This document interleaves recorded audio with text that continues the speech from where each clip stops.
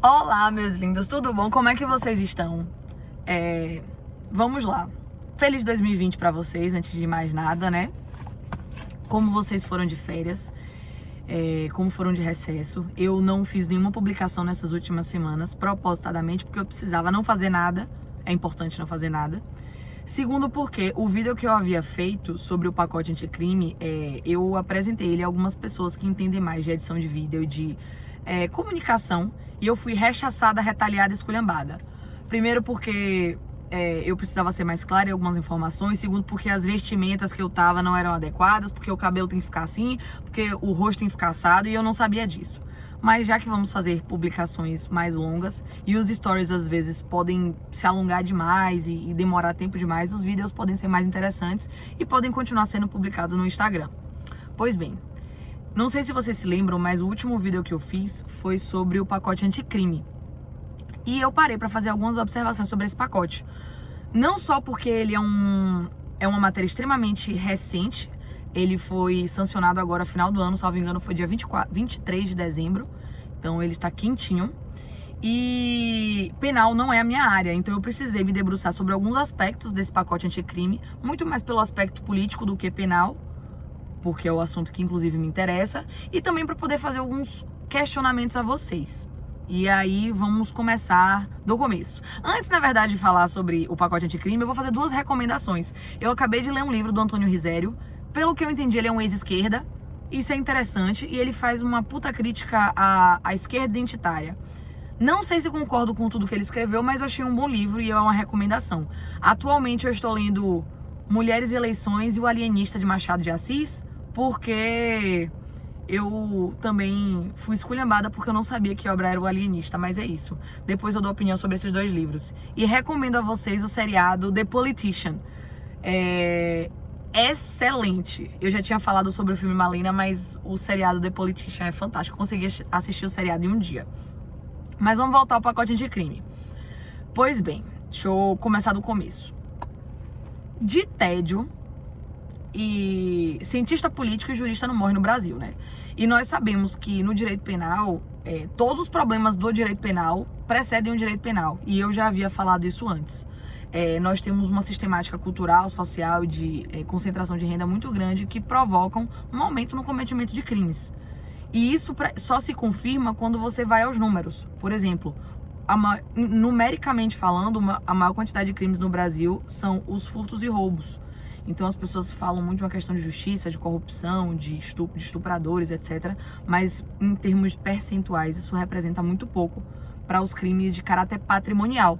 Tanto é que as maiores penas no Brasil, as penas de 30, que agora foram majoradas para 40 anos, elas se referem a crimes patrimoniais e não crimes contra a vida. O que é até discrepante, né? Porque o bem jurídico, em tese, mais importante da nossa Constituição seria a vida. Mas para você ver como há essa coisa um tanto quanto subversiva. Mas voltando ao pacote anticrime. O pacote anticrime foi uma proposta feita por juristas e capitaneada pelo então ministro Sérgio Moro, e teve muito apoio do ministro do STF, Alexandre de Moraes. Esse pacote anticrime, ele em tese se propôs a fazer uma atualização material e processual de normas penais, porque a nossa lei penal é de 1940, ela é muito antiga e ela é completamente remendada, o que é uma coisa tanto quanto corriqueira em matéria legislativa brasileira. Dizem também que esse pacote anticrime é uma continuidade de atualizações legais, como, por exemplo, a reforma do Código de Processo Civil, como a nova lei de abuso à autoridade, como as atualizações da LINDB, que é a Lei de Introdução às Normas de Direito Brasileiro, que eu também não vou adentrar.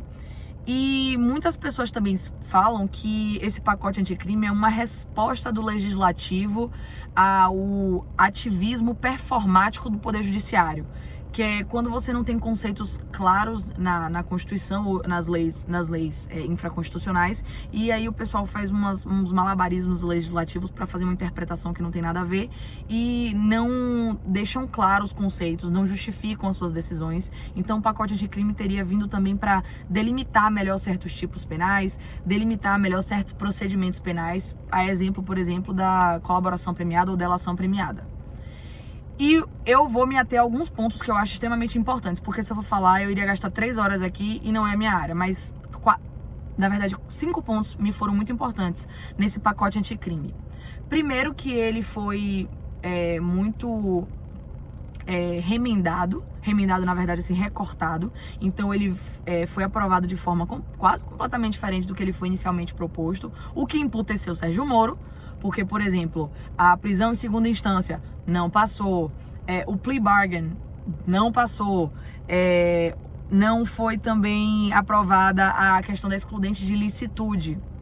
Então, assim, observem que muitas das propostas, dos aspectos da proposta mais duros, mais severos, não passaram. Primeiro, porque não teriam essa aprovação. Segundo, porque o governo em si, que estaria muito bom para ter esse tipo de apoio da sociedade, não teve. E não teve esse apoio do legislativo também. E segundo, que eu gostaria de fazer algumas observações sobre esse aspecto dessas atualizações. Quais são? Primeiro, dos 4 pontos mais importantes, houve essa retirada da prisão em segunda instância. Então, com a discussão lá no STF sobre as ADCs 43, 44 e 54, que soltaram o presidente Lula, continua garantido o direito de presunção de inocência até que a decisão seja transitada em julgado. Houve a retirada do plea bargain. O plea bargain era como se você pudesse transacionar o seu tipo penal.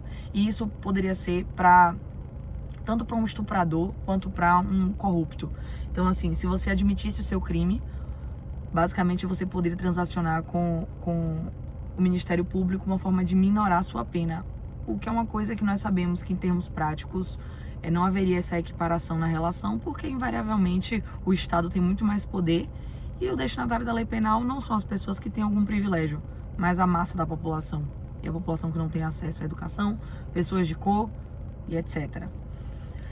Foi retirada também a excludente de licitude, o que na verdade é um instituto que já existe no direito penal, mas ele só foi suprimido porque iria ser alargada essa garantia, e isso poderia fazer com que muitas pessoas viessem a ser agredidas por autoridades pela simples suposição de que elas poderiam estar cometendo crimes, o que é algo meio grave. E houve também uma implementação do juízo de garantias, que nada mais é que um juiz que aplica normas constitucionais, então não tem nada de novo.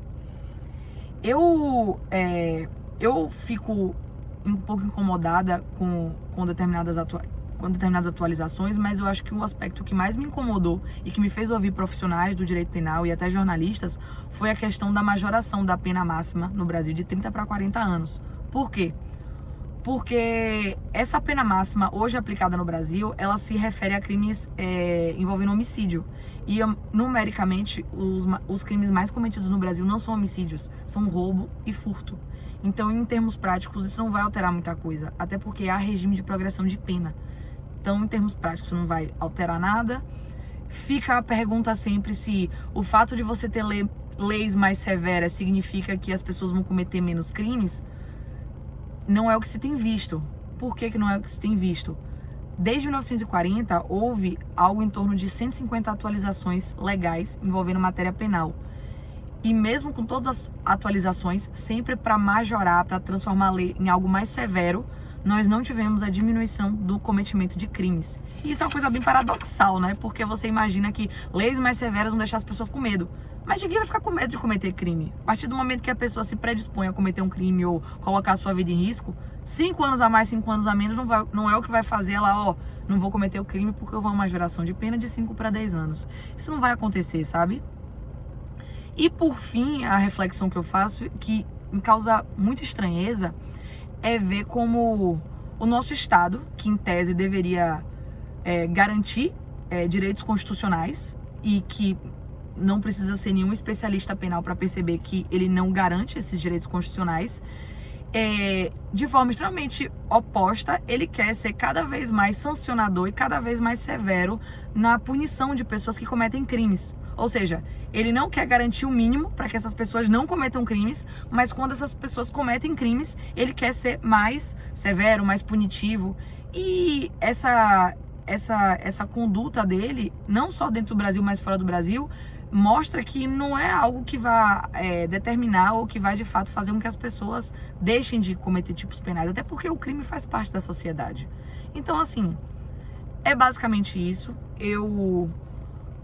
Meu próximo tema muito provavelmente vai ser uma matéria envolvendo direito eleitoral, mas eu gostaria de ouvir a opinião de vocês e agradeço a todos. Um cheiro, porque eu tenho que trabalhar. Tchau, tchau.